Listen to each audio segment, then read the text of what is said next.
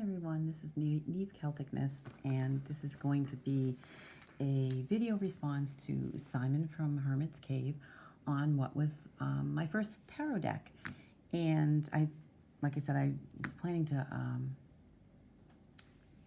I was planning on doing this sooner, but this is just my end of my busy week, and so I'm finally got a few minutes to do this, so I'm going to do it.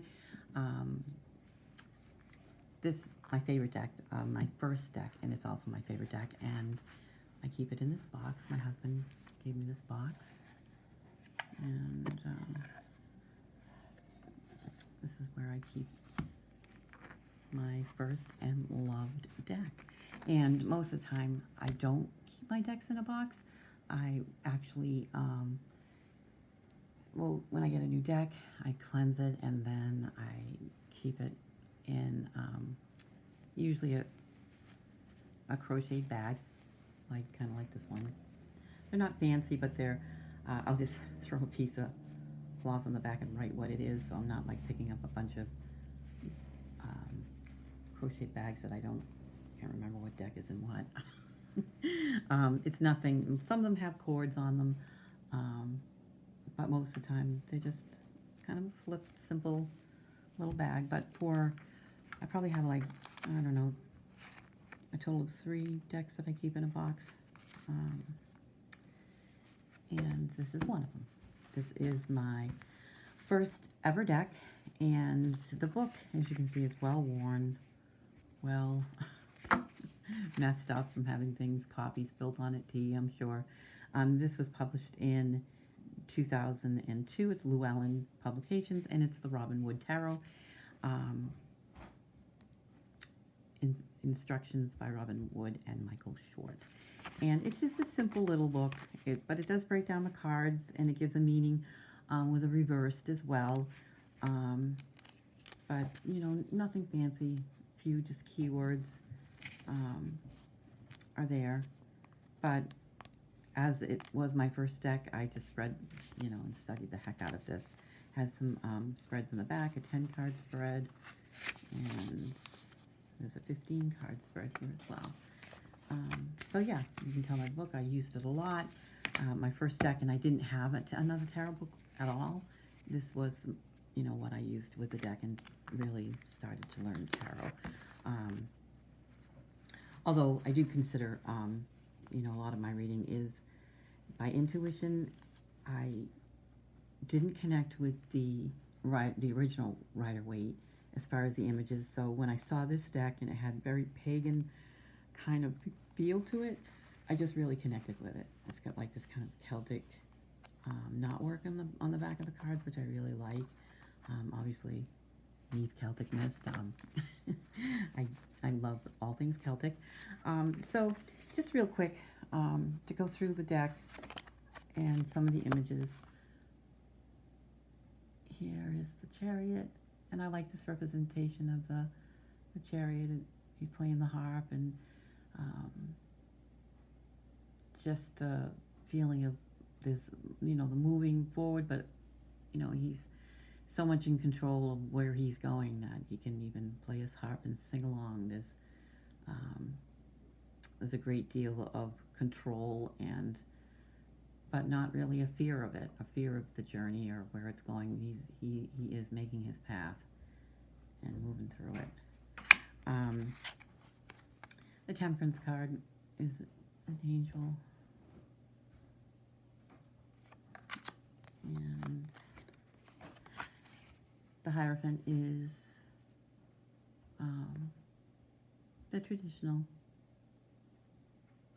representation, very church, authoritative figure.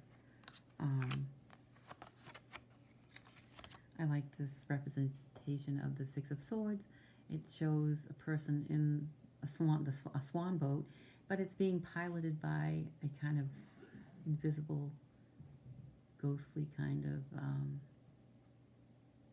specter, like that journeyman taking them on the journey, but like it's spiritual as well. And I love, one of my favorite cards in this deck is the Devil card. I was never I don't really connect well to the, well, probably, let's say, now it doesn't bother me, but when I was first starting my pagan path, I think it's like with anything, when you're leaving a path behind, you sometimes don't want to be seeing images of the representations of what you're leaving behind because you're all excited about your new path. And the Devil card always made me think of, the old church teachings. When I saw this card as the Devil card, I totally was able to get the message of this card much easier. It's just showing how, we're attached to our desires, whether they're addictions or pursuits that can become obsessive. And I love this, that it's the box and the chest that's chained, not the people, because they have the ability to let go of these things which are obsessive or destructive in their lives, or keeping them from moving and growing forward. If they would just let go of those, there's the door and the way out of all the trouble and stress, depression, that if you can just get yourself to let go of these things that are causing you the distress, there's the door. You're able to go walk right through there, out of this dark tunnel, into the daylight in your life. So I really liked that representation. I could really resonate with that image. The drawings on the cards, they vary. Some of them are more detailed than others. Some kind of get like a cartoony aspect to them. But I love this representation. You can just tell by the look on his face. He's just disgusted, looking at all the things that haven't worked out and not able to see what's being offered to him. I like that representation in that card. I love the Moon card. It clearly, you can see it's a domestic dog and a wolf. You have a little crayfish down here in the bottom. You got the two pillars. You've got the moon with the sun behind it, but it's nighttime because you can see that it's time for the moon to be shining, and the path off into the distance. So I really like this card. The way it's represented in the deck. Knight of Pentacles, there he is in all his ornate glory, as he should be. He's a pretty fancy guy. In this one, just the struggle, Ten of Wands with your burden. That's represented, I think, very well. The Nine of Pentacles, just wealth, abundance, and she's got her falcon there, which of course is a very elite kind of, I don't know if you call it a sport, but I guess it is, falconry. So you can tell she's living abundantly. And of course, as Jennifer Ball says, which I absolutely love Jennifer, the creepy baby. The sun does have the red swath of cloth there, baby on the pony, and the sun there, and the sunflowers, and it's a happy baby, but it still is the little creepy baby. I love the representation of the Knight of Swords, obviously air, and for the horse they've used Pegasus, which I think that's great. Really gets the feeling across of this card by using a horse that's flying. Two of Cups. This is just a typical, he bested somebody. Five of Swords. Kind of gloating about it. And this, I think, is a good representation of the Ten of Swords. Kind of put a fork in it. It's all over. That's ended. I like this Seven of Wands. It gives a very Celtic feeling. They got the kilt there. And place above. Pending. I like this too, the Two of Pentacles. It's got the infinity symbol there, but also walking on the tightrope and the kind of boat things that are flying. Definitely get the feeling of the balance needed. it's a long way down. This one is, I think, is great too. Just the Four of Pentacles, you know. Very closed in, keeping everything, you know, miserly. And it could be anything, your money, your feelings, your time. The Tower, I love the Tower only because it actually has the people in the right proportions to the Tower that are falling out instead of these huge people that are falling out of a building.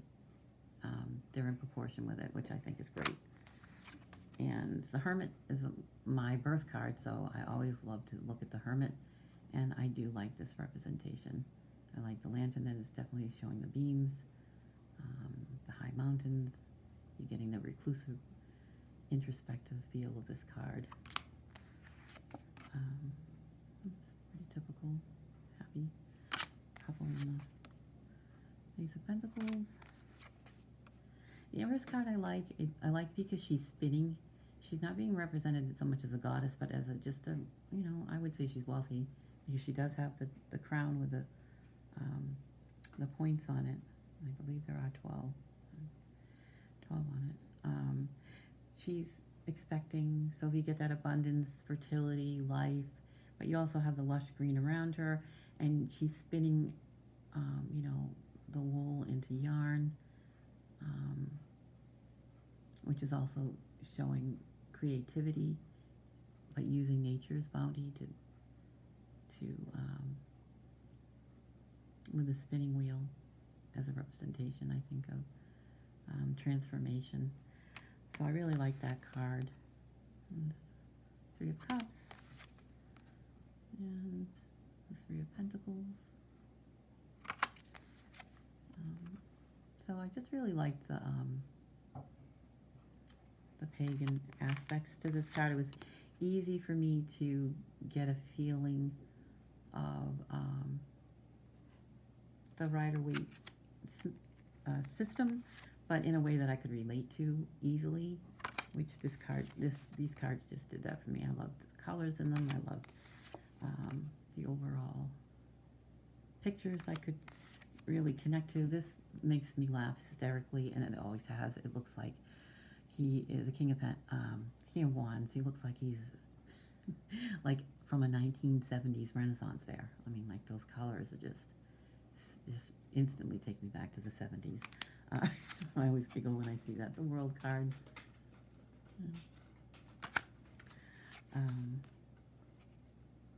Six of Cups.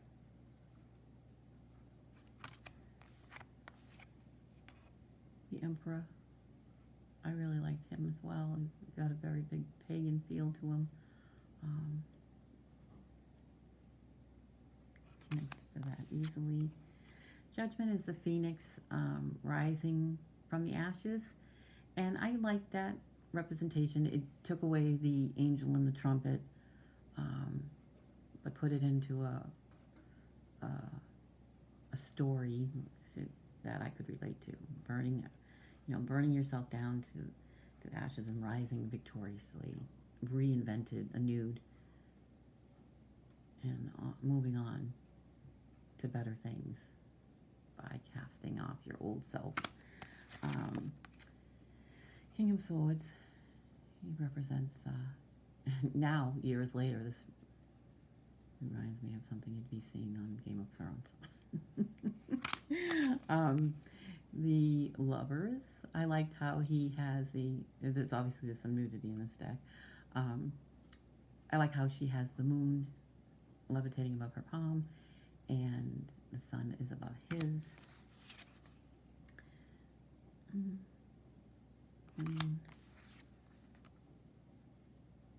Good representation of the Seven of Cups with different things that you think about. Desires. It's just typical looking off into for new adventures. Like I said, some of them have like very cartoony kind of, not really 70s coloring, I think. Here is the Three of Hearts, which I think is, I like the way it's represented. In the rain, you really feel, the depressed, desolation, loss in this card. for that. Yes. I love the death card. I love the red robe and the white rose behind, but also the butterfly, which is about, to me, death is about transformation, again, transitioning. High Priestess, I really like. I think she has a very, you know, pagan feel to her. It's at night, the moon's out. She's got the crystal ball, the book in the other hand. The half moon headpiece that she's wearing there. That gives a good representation of the Seven of Swords. Stealing away, secretiveness. The Star card, I think, is,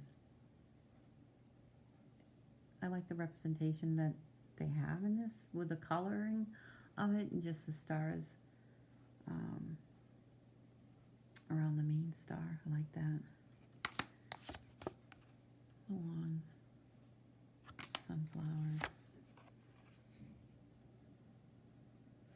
So like you can see, just like I said, definitely get the feel of passion, fire, emotion in this night. I like the way Justice, she's got the scales and the sword.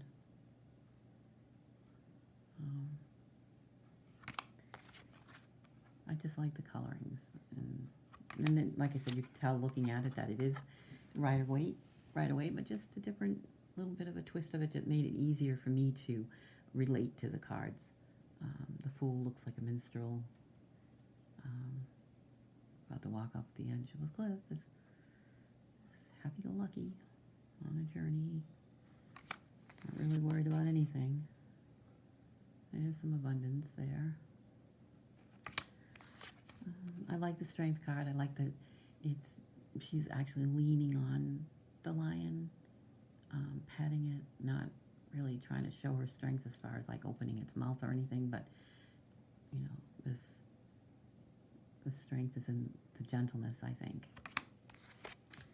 Hangman.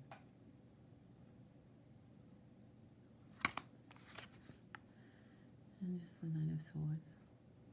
I like the blanket and the stars and the symbol on it. I like that. The tomb. Four of Swords. And the Five of Wands, you can just see that they're jousting with each other. It doesn't look violent. It looks like the playful kind of aspect of it. Training.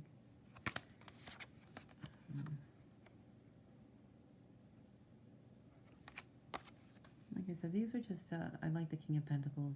He's definitely got a nature, earth, green man kind of feel to him, but that's representing the abundance. He's got the steer on his chest. I really like that representation. I like this as well. Turning, leaving what's behind. Not focused on that, but looking forward. Queen of Pentacles, again, she's got the abundance as well. Earthy. And the Two of Swords, I like that representation as well. The ocean, the dark, the moon, the waves. I mean, just kind of picture them crashing along those rocks. I like this as well. She's also near the ocean. There is a feeling of the clouds are breaking and there's beams above her, meaning that if she could just get out from this feeling of being trapped with no way to go, there is a light above her. There is hope. If she can see it, take the blinders off. And that's just a happy family abundance. Ten of Pentacles. Giving to the needy. Definitely getting the air feeling of this Swords card. And the Ocean of the Cups, the Queen. This is the counterpart to the King of Wands, and again, She's 1970s Renaissance fair to me. And I like this one with back turned against the wands. I love this Five of Cups. I love how the cloak is drawn in, the head's down. You can just get the depression, the despair, not so focused on what's been lost and gone, not realizing that you can move on. There's still hope there. Just need to see it. King of Cups. The Wheel of Fortune. I actually like the Wheel of Fortune. It's showing people's, different expressions: happiness, exuberance, despair, sadness, which is basically, to me, what is the Wheel of Fortune, is moving through different phases of your life, your year, your times. There's going to be times that are not always happy and joyous, but it spins on, it moves on. It's not stagnant life like the Wheel of Fortune is ever moving, and we're ever changing and moving through these different cycles of our lives. And know that when you hit these bottom ones, you're hitting them, you're experiencing them, and you're moving on from them. And when you go through them, they help you realize and be able to experience more joyous times. I love the Magician. This definitely has a huge pagan feel to it. Looks like, with the altar, you've got the wand, the athame, the pentacle, the cup, his headdress, very primitive, infinity sign that is balanced, floating above his hand, the black and white candle. It's just, manifestation, magic really comes through to me in this card. I like that card. And then the Five of Pentacles. It gives the representation of the poor outside the stained glass. It's very keeping in the tradition of Rider-Waite. The wands, Eight of Wands, movement, the planets, the moon, and creativity,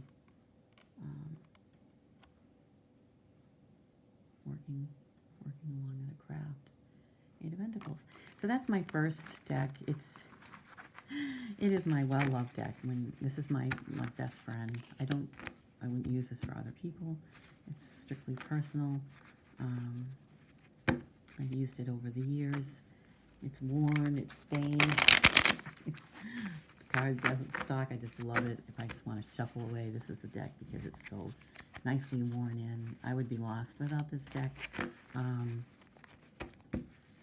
Bite my tongue if anything ever happened to it. I would immediately have to get a replacement. If I ever heard they were never going to make this deck again, I would be buying up copies. But like I said, it's just great. Like I said, it's my all-time. It was my #1 deck, first deck ever, and it is my favorite. It has remained my favorite. And like I said, the artwork is might not be for everybody, but for me, it's just comforting. Even the crazy 1970 King of Wands, it makes me giggle. Forget that. So that's that deck. And I do have just one side note deck, and I'm going to just say this was my second deck, and I got it probably like a couple of years after I got this one. The Destiny Tarot by Jane Struthers, an illustrated guide to interpreting the tarot. I will just show you the book. The book I actually liked a lot. The artwork and the cards originally look like this. I didn't connect to the images, and it just was a disappointment when I got this deck, because of that lack of connection to the cards, I should say, like that death card. And also what happens, the back of the cards have this red sun, and it's a deep red card, and what happened was it bled onto the white of the cards, so that became totally irritating to me. Actually, probably about 3 months ago, I pulled this deck out and I was like, ugh, I was looking at the red and I was like, this is crazy. And I was sitting on the couch and I had a marker and I just started to black out all the red that had gone around and bled around the edges. And of course it hadn't bled evenly, so it's not like I didn't take any time or effort. It's just getting rid of that red. And this is what I ended up with. This really black, messed up. But again, when I picked up this deck for the very first time and I opened it, I was quite excited about it. And then I saw this, just pip cards, and I was like, oh, I didn't know much about tarot, so I didn't even really know that was like what originally like tarot was. And I'm like, well, what am I supposed to do with that? That's like ridiculous. How am I supposed to like look at that and get any sort of answer or know anything about a card? So immediately this deck was like, for me, that was it. And then the fact that the red started bleeding on them no matter how many times I went back to try to work with them, that was irritating me. So like really just one day, probably a couple months ago, I totally just messed this deck up. And the weird thing, and look, you can see, like it went over the edges. Now it kind of looks, weirdly enough, because I've messed it up like this, I'm actually kind of drawn to it more than when I left it alone. So now I actually kind of like it. It's giving me that worn out, holes kind of jeans feel to it. Totally messed up, totally roughed, rustic. This thing I've totally made, I don't know, maybe I feel like I've made it my own now. I don't know. So now I'm looking at it differently. It's my messed up version of a deck that I really didn't care about. And as I've messed it up, I actually like it more than than I thought I could ever like it. It's got this weird, I take it out now and I look at the colors and the pictures. The pictures still are not like huge, like here's that, you know, I'm going to open up the lion's mouth kind of look to the strength card that I'm not crazy about, but for some weird reason, the coloring in here, here's the, you know, the traditional devil card too. But I don't know, the aspect, the abstract kind of looking artwork now is kind of, I don't know. So like I said, I don't know where I'm going with this, except I don't know. Is anyone else like this one? Oh my God, the mark went right off on that. I was not a happy person when I was just messing with the stack. I was like, ugh, I can't stand it. The chariot is, you know, you do get the idea of the horses going in the two different directions, which I do like that. That's quite obvious. But again, like I said, now I don't know what I'm going to do with this. Look at the tower. Again, the people look huge. But the artwork, just like I said, was not drawing me to it. I looked at this and I was like, yeah, no. So this deck like stayed in the box for a long time. And I never even looked at it until for a few years. And then when I pulled it out again, I was looking at it and I said, oh yeah, that's right, the cards bled over the white. I didn't like it. And then so then it just totally started to mess it up. And, you know, it's scribbling on the edges, you know, edging it in the black. Now for some strange reason, I'm actually drawn to it more than I was before.